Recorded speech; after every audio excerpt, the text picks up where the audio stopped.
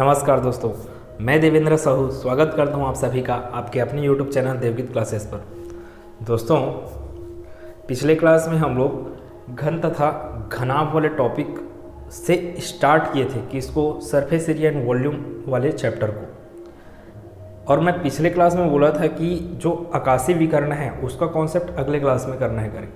तो आकाशीय विकर्ण मोस्ट इम्पॉर्टेंट है, आपको समझना कि उसका फार्मूला आया कैसे।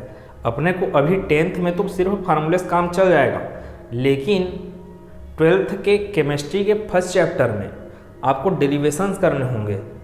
FCC, BCC, SCC का डेरिवेशन करना पड़ेगा आपको, तो वहाँ पर आपको इस कॉन्सेप्ट का ज़रूरत पड़ने वाला है। तो क्लास को स्टार्ट करता हूँ मैं आकाशीय विकर्ण के कॉन्सेप्ट से। अगर आप इस चैनल पर नए हैं तो प्लीज़ चैनल को सब्सक्राइब कर लिए रहना। वीडियो अच्छा लगेगा तो वीडियो को लाइक कीजिएगा, ज़्यादा से ज़्यादा इसको शेयर कीजिएगा। बेल आइकन को क्लिक करना मत भूलिएगा, क्योंकि कोई भी मैं वीडियो डालूँ तो उसका तुरंत नोटिफिकेशन आपके पास पहुंच जाए। तो स्टार्ट करते हैं भाई इस क्लास को पिछले वाले कॉन्सेप्ट के साथ। आकाशीय विकर्ण बोल रहा हूँ मैं, आकाशीय विकर्ण। तो आकाशीय विकर्ण आप कैसे समझते हो, जैसे कि आप जिस रूम में हो, मैं भी इस रूम में हूँ अगर, तो इस रूम का जो छत है, छत के 4 कॉर्नर रहेंगे। एक कॉर्नर इधर रहेगा, एक इधर रहेगा, इधर रहेगा, इधर रहेगा, ठीक। और वैसे ही जमीन में भी 4 कॉर्नर रहेंगे। ऐसे अगर जमीन है तो एक कॉर्नर ये, दूसरा, तीसरा इधर और ये चौथा इधर। तो आकाशीय विकर्ण क्या होता है, छत का एक कॉर्नर उसके जस्ट अपोजिट साइड, मतलब सीधे के सीधे पड़े अपोजिट साइड में, किसमें, जमीन के कॉर्नर से वहाँ तक मैं अगर रस्सी खींचता हूँ तो वो क्या कहलाएगा, आकाशीय विकर्ण। फिर से ये क्या चीज़ है, इधर का कॉर्नर, इधर के कॉर्नर से मैं रस्सी अगर खींचूंगा इधर के कॉर्नर से, तो फिर क्या कहलाएगा, वो वाला रस्सी आकाशीय विकर्ण कहलाएगा। अब इसमें मैं किसको बोल सकता हूँ आकाशीय विकर्ण, जैसे कि ये छत दिख रहा है आपको, ये अभी मैं घन के लिए बता रहा हूँ, फिर घनाभ के लिए भी चलेंगे। ABCD क्या है, छत है। तो ये वाला कॉर्नर, अगर इस कॉर्नर को लेता हूँ मैं B वाला, तो वो किससे मिलेगा तब आकाशीय विकर्ण कहलाएगा। तो EFGH आप अगर इमेजिन करोगे अच्छे से, तो B को मिलाऊंगा मैं H से, तो B और H वाला जो लाइन है वो क्या कहलाएगा, आपका आकाशीय विकर्ण कहलाएगा। तो मैं मिलाता हूँ इसको, ये हो गया B से H तक लाइन, ये क्या हो गया, आकाशीय विकर्ण। अब मेरे को B से H तक चाहिए, B से H थोड़ी कैसे पता चलेगा आपको, B से H। अब आप देखोगे अगर ऐसे किए हो तो एक राइट एंगल ट्रायंगल बनने वाला, कैसे, यहाँ से इसका क्या जाएगा, परपेंडिकुलर जाएगा, और बेस कैसे जाएगा, बेस कुछ इस प्रकार से जाएगा, बेस कुछ इस प्रकार से जाएगा, जिसमें अपने को ये क्या बन जाएगा, परपेंडिकुलर बन जाएगा, अर्थात लंब बन जाएगा BH, और बेस क्या बन जाएगा, F से लेकर H। मेरे को B से F तक का वैल्यू पता है, जो कि होता है A। इसको कल डिस्कस कर चुके, पिछला क्लास आप नहीं देखे हो तो प्लीज़ उस क्लास को देखिए। पूरे प्लेलिस्ट में हर एक चीज़ें सीक्वेंस से अरेंज्ड है। B से लेकर F तक A है, और F से लेकर H तक मेरे को नहीं पता है। चाहिए क्या मेरे को, B से H। अब यहाँ पर तो 2 अननोन हो गए, राइट एंगल ट्रायंगल बनेगा। ये कौन सा राइट एंगल ट्रायंगल बनेगा, आपको इसमें नहीं दिखेगा राइट एंगल ट्रायंगल, लेकिन आप अच्छे से अगर इमेजिन करोगे और अपने रूम के हिसाब से इसको इमेजिन करके बनाओगे, तब ये क्या होगा, एक राइट एंगल ट्रायंगल। कौन सा, FBFH। F से H मेरे को चाहिए, क्यों चाहिए, क्योंकि F से H मेरे को मिल गया, तो B से F मेरे को पता है, दोनों की सहायता से मैं B से H का मान निकाल सकता हूँ। तो F से H मिलेगा कैसे, तो आप फिर से एक ट्रायंगल में अगर जाओगे, यहाँ से FH का मान निकालने जाओगे, तो ये भी क्या मिलने वाला है आपको, एक राइट एंगल ट्रायंगल मिलने वाला है, ठीक है। ये एक राइट एंगल ट्रायंगल मिलने वाला है, जिसमें अपने को फिर से पता है FEH जो ट्रायंगल है वो कौन सा ट्रायंगल मिलने वाला है, बोला मैं, राइट एंगल ट्रायंगल मिलने वाला है। F से E तक का वैल्यू कितना है, A है ना। घन का क्या होता है, क्यूब का सभी साइड्स क्या होते हैं, इक्वल्स होते हैं। उसको मैं क्या नाम दिया हूँ, A। साइड A, इधर E से F, वैसी E से H भी तो A ही है। तो ई से एच कितना मिल जाएगा, ए। अब अपने पास कौन कौन सा ट्रायंगल बन रहा है, अपने पास राइट एंगल ट्रायंगल बोला मैं। एक राइट एंगल ट्रायंगल कौन सा बन रहा है अपने पास, एफ ई और एच, जिसमें ये क्या है परपेंडिकुलर होगा और ये क्या हो गया बेस हो गया, और तो फिर ये क्या हो जाएगा आपका कर्ण हो जाएगा। ठीक, कितना चीज। अब एफ एच का वैल्यू निकालना है, एफ ई कितना दिया है, ए, और ये भी हो गया ए। एक और राइट एंगल ट्रायंगल बन रहा है, कौन सा, बी एफ एच वाला, तो उसको भी बना के रखे रहते हैं। ये कितना हो गया, B B B F H, B F H. इसमें भी क्या समझ में आ रहा है अपने को, बी एफ का वैल्यू है ए। बी से लेकर एच तक निकालना मेरा उद्देश्य है। बी से एच निकलेगा कैसे, बी से एच निकलेगा कैसे, जब तक आपको बी एफ और एफ एच का मान नहीं पता है। एफ एच का मान कहाँ से निकाल सकते हैं, इस ट्रायंगल से। इस ट्रायंगल से मैं निकालने जाऊं तो यहाँ पे पाइथागोरस थ्योरम लगा सकता हूँ, जिसका क्या होता है, लंब का घात 2 बटे आधार का घात 2, perpendicular square divided by perpendicular square plus base square equals to hypotenuse square. तो ये क्या हो जाएगा, यहाँ से A square plus A square equals to F H square. यहाँ से क्या होगा, 2a square equals to F H square. तो F H equals to under root of 2a square, F H equals to root 2a। ये मिल गया मेरे को एफ एच का वैल्यू। एफ एच का वैल्यू कितना मिला, रूट 2a, मतलब यहाँ पे क्या मिला, रूट 2a। अब मैं इसमें लगाऊं राइट एंगल ट्रायंगल, ये भी है एक, तो राइट एंगल ट्रायंगल में पाइथागोरस थ्योरम लगाऊं मैं अगर, तो यहाँ से ये क्या बनने वाला है, फिर वही बात, बी एच स्क्वायर कर्ण का स्क्वायर बराबर लंब का स्क्वायर प्लस आधार का square, perpendicular square divide perpendicular square plus base square. Perpendicular क्या है, ए है, तो ये हो जाएगा ए स्क्वायर प्लस बेस क्या है, रूट 2a, टोटल का क्या हो जाएगा, स्क्वायर हो जाएगा। फिर ये B H square equals to A square plus root 2 square two A square. A का स्क्वायर कितना होगा, ए स्क्वायर, रूट 2 का स्क्वायर कितना होगा, 2, तो ये मिल जाएगा 2a square plus A square कितना हो जाएगा, 3a स्क्वायर। अब ये कितना हो गया, बी एच स्क्वायर का वैल्यू मिला ही, आपको चाहिए बी एच इक्वल्स टू कितना हो जाएगा, ये रूट 3a, क्योंकि बी एच इक्वल्स टू क्या बन जाएगा, रूट 3a स्क्वायर। अब वो रूट 3 अलग होगा, ए स्क्वायर का स्क्वायर को कैंसल आउट करेगा, कौन सा, अंडर रूट। ठीक, तो ये बी एच इक्वल्स टू कितना मिला, रूट 3a। यही तो आकाशीय विकर्ण है और इसी को अपने को क्या करना था, निकालना था। तो घन का आकाशीय विकर्ण क्या होता है, रूट 3a। अपने को डायरेक्ट रखना है ये फार्मूला अभी फिलहाल, 12th में जरूरत पड़ेगा ये सब डेरिवेशंस का। तो रूट 3a क्या होता है अपना, आकाशीय विकर्ण होता है, किसके लिए बोल रहे हैं, घन के लिए।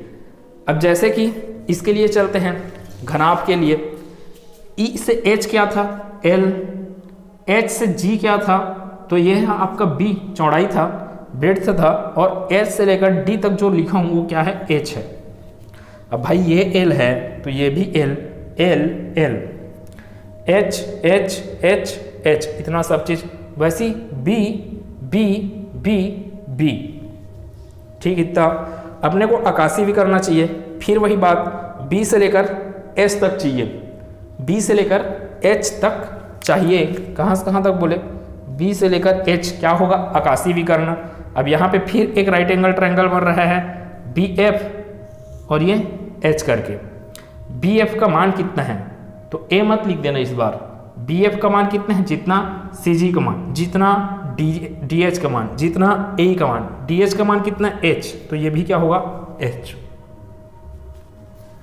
एफ एच कितना है, एफ एच उतना है, एफ एच का मान निकालना है अपने को।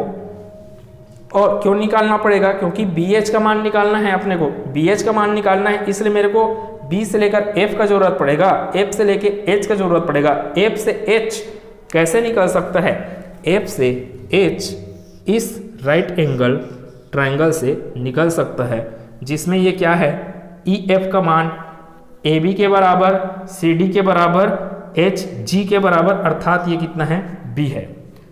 ई एच कितना है, एल है। अब ये क्या है, एक राइट एंगल ट्राइंगल। तो मैं क्या कर सकता हूँ, इस ट्राइंगल से किसका मान निकाल सकता हूँ, थोड़ा डायरेक्ट कर रहा हूँ मैं। एफ एच स्क्वायर क्या होगा, ये कर्ण होगा बराबर लंब का स्क्वायर बटे आधार का स्क्वायर। तो F H square equal to B square plus L square. ठीक है, इतना चीज F H square equal to B square plus L square. अपने को एफ एच का वैल्यू चाहिए, तो यहाँ से F H equal to under root of B square plus L square. यहाँ से किसका मान निकल गया, एफ एच का। अब ट्रायंगल चलते हैं इसमें, इस ट्रायंगल से करते हैं अगर, तब क्या होगा, इस ट्रायंगल से अगर मैं जाऊं तब क्या क्या चीज़ समझ में आ रहा है। राइट एंगल ट्रायंगल है फिर से, तो ये होगा बी एच का स्क्वायर, क्योंकि ये कर्ण है, equal to B F square B F square plus F H square. F H का वैल्यू पता है आपको, बी एफ का वैल्यू कितना है, एच है, तो बी एफ स्क्वायर मतलब कि H square plus F H square, या तो फिर यहाँ से रखते हैं direct, F H square equal to कितना है, B square plus L square. ये किसके बराबर मिला आपको, बी एच स्क्वायर। तो यहाँ से B H equal to under root of H square plus B square plus L square, या फिर सीक्वेंस में अगर बोला जाए एल बी एच के रूप में, तब ये क्या होगा, B H equal to under root of L square plus B square plus H square, है ना भाई। ये बी एच का जो स्क्वायर है वो उस पर कूद कर सामने वाले को क्या पहना देगा, टोपी पहना देगा। तो ये क्या किया, टोपी पहनाया। अब ये क्या है, आपका आकाशीय विकर्ण है, किसके लिए, घनाभ के लिए, क्यूबॉइड के लिए। जबकि क्यूब के लिए आकाशीय विकर्ण क्या होता है, √3a।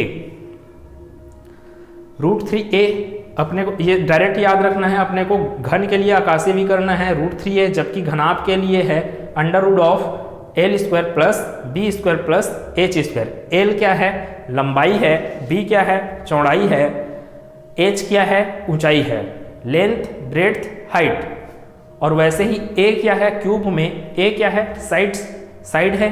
क्यूब का हर एक साइड क्या रहता है, समान रहता है, इसलिए सभी साइड क्या होंगे, ए होंगे।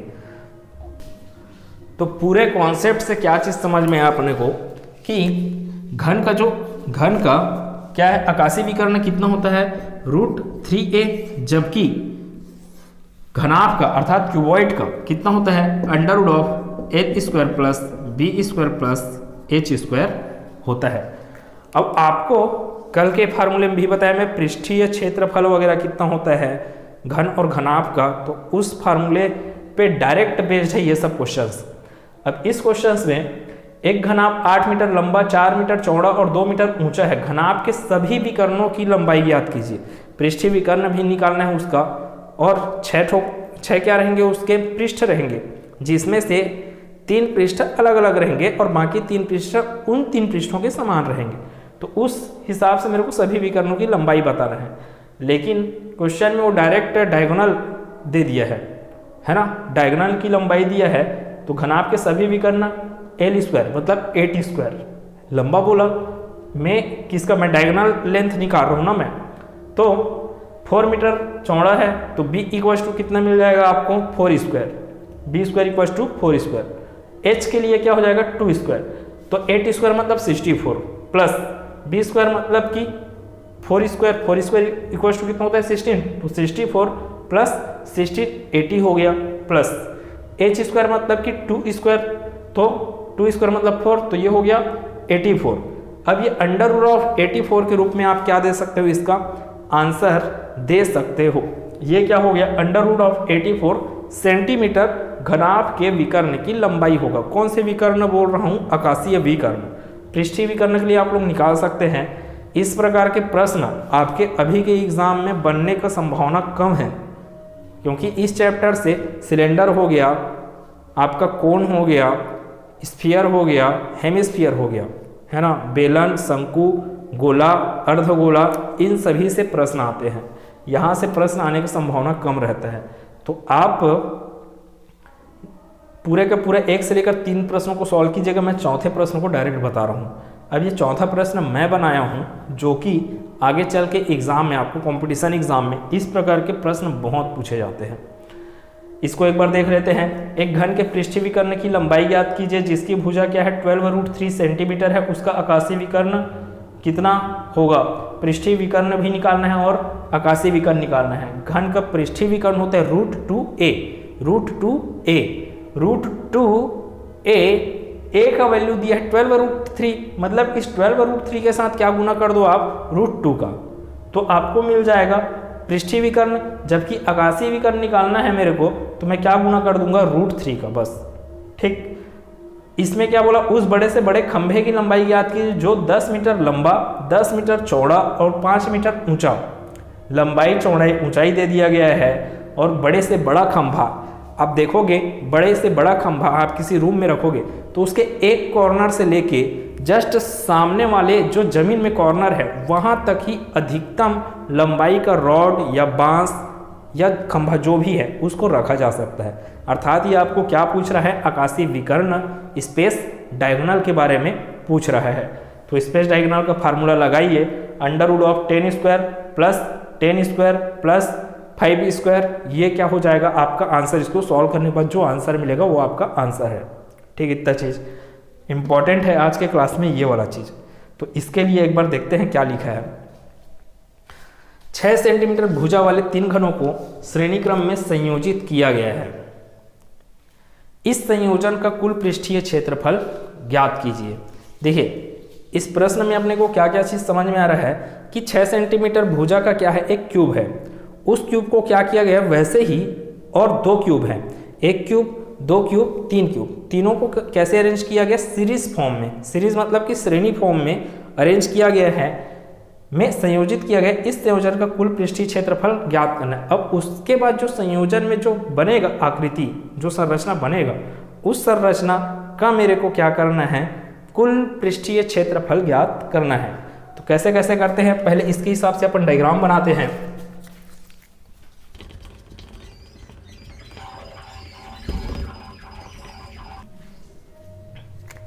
तो देखिए कुछ इस प्रकार से इसका संयोजन किया गया है, जिसमें क्या क्या चीज अपने को समझ में आ रहा है। ये एक क्यूब है, ये दूसरा क्यूब है, ये एक तीसरा क्यूब है, जिसमें सभी का साइड्स कितना है, सभी का,